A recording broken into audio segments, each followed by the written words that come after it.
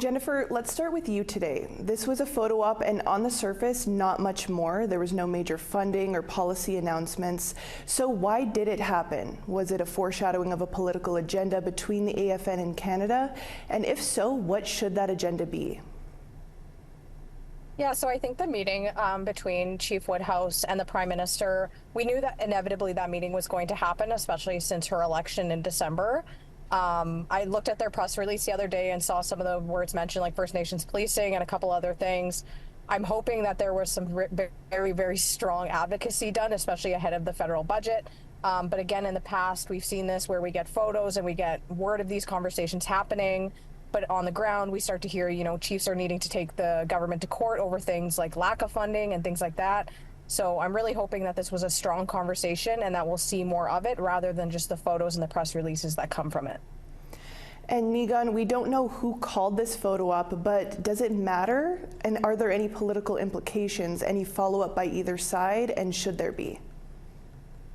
Well, you don't have to really think too hard to realize that this is National Chief Woodhouse trying to look like a national chief, and that's what this is ultimately all about.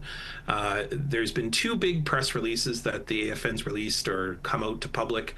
The first is, all the internal strife are over, and I'm now in charge, kind of putting out that kind of statement. And then the second one is really the first time we saw National Chief Woodhouse say anything in relation to the federal government, and it has to do with the for-profit care, children being administered in for-profit care in the child welfare system. And she came out rather strongly, sort of condemning, saying that children deserve an apology from the federal government.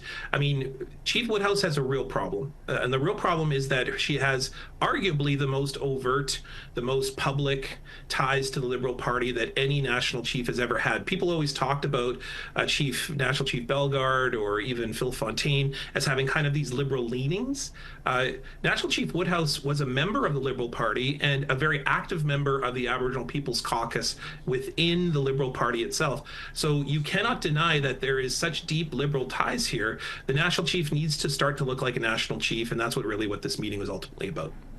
Jennifer, back over to you. So Cindy Woodhouse-Nepinak is relatively new to the political scene, but her father has been a chief in Manitoba, and she did work with a succession of Indian Affairs ministers over several years.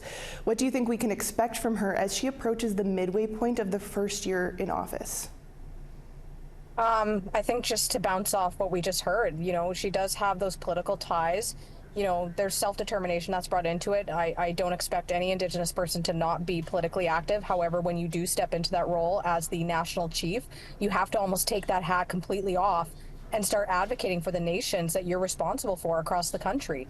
One of the biggest things we just heard about was the Supreme Court decision on Bill C-92, the Child Welfare Act. And Bill C-92 is not just about the autonomy over child welfare, but all of the different things that are going to happen within that. We've seen this federal government underfund things like mental health and addictions on nations. Is that national chief going to be at that table, not only ensuring that, yes, that decision has already been made on C-92 and child welfare, but making sure communities are also equipped so that when children are, potentially put in care or whatever it might be, that the adults and parents also on those nations are getting the help that they need to succeed and be able to be reunited with their kids. So my hope for her is that she recognizes that and all the different moving parts in it and make sure that that all comes together and we're not taking a light hand on the federal government because of our political leanings, so to speak. And Nigan, the AFN may not admit this, but they are perceived by grassroots band members as being in the hip pockets of whatever government is in power. Will the Woodhouse-Nepinak Trudeau combination be seen differently? I'm not sure that the AFN was really seen as being in the hip pocket of a conservative government, but when it comes to liberal governments, it tends to be closer rather than farther.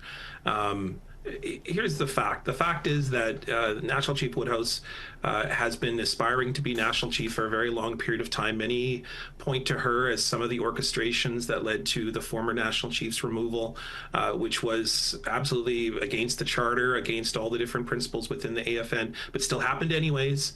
And so we've got a very politicized national chief position with very deep ties to the Liberal Party. And in order to get things done, however, I mean, say what you will, about National Chief Bellegarde. He got the AFN restarted in lots of different ways, got the funding reestablished, got many of the programs reinstated. Whether National Chief Woodhouse is going to be able to continue that, we'll see. Justin Trudeau doesn't have much time left in his time in government if the polls are correct. And so what National Chief Woodhouse needs to do very quickly is to get little small ticket items or some big budgetary divisions or allocations done very quickly. And I think her big thing that she's put her chips in the middle on is around policing on First Nations. I mean, that is the number one thing she said in her acceptance speech. It also is something that she said in the press release that was talking about the visit with the Prime Minister this week. So policing seems to be the number one thing that she's paying attention to at the moment. Well, Niigaan, Jennifer, we'll have to leave it there, but thank you so much for joining us and sharing your thoughts today. Thank you. Bye.